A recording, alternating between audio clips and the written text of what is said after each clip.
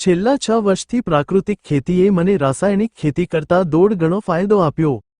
વિછિયા તાલુકાના ઓરી ગામના ખેડૂત શ્રી વસતાભાઈ વાઘાણી.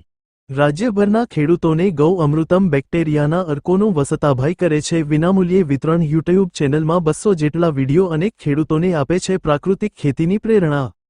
7 જેટલા દુધાળા પશુઓ પશુપાલન અને પ્રાકૃતિક ખેતીમાં આપે છે અમૂલી ફાળો. અનેક ખેડૂતોને 87 જેટલી ગીર ગાયોની ખરીદી કરાવતા શ્રી વસતાભાઈ.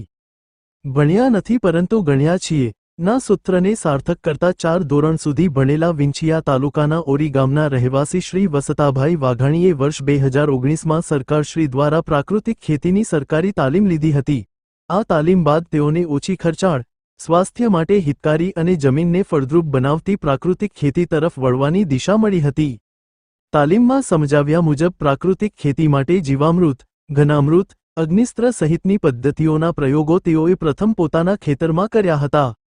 આ દરેક પ્રયોગોથી સફળતા મળતા શરૂઆતમાં પ્રાયોગિક ધોરણે ખેતરના અડધા ભાગમાં રાસાયણિક ખેતી અને અડધા ભાગમાં પ્રાકૃતિક ખેતી કરવાની શરૂઆત કરી હતી.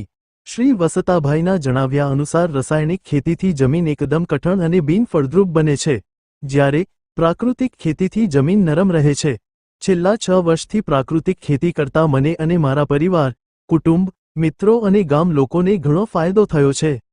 શ્રી વાઘાણી 12 વીઘાની જમીનમાં પાકના વાવેતર માટે ઘનામૃત અને પાકમાં પિયત અને છંટકાવ માટે જીવામૃત માટે ગાયનું છાણ, ગૌમૂત્ર, ખાટી છાસ, બેક્ટેરિયા, ગોળનું પાણી સહિતની વસ્તુઓના બેરલ ભરીને મગ, અડદ, જુવાર, ઘઉં, મકાઈ, તલ, મગફળી, કપાસ સહિતના પાકો માટે ઉપયોગ કરે છે, જે રાસાયણિક પાકો કરતાં વ્યક્તિના સ્વાસ્થ્ય માટે અને જમીન માટે ખૂબ જ ફાયદાકારક અને 1.5 ગણો આર્થિક ફાયદો કરાવે છે.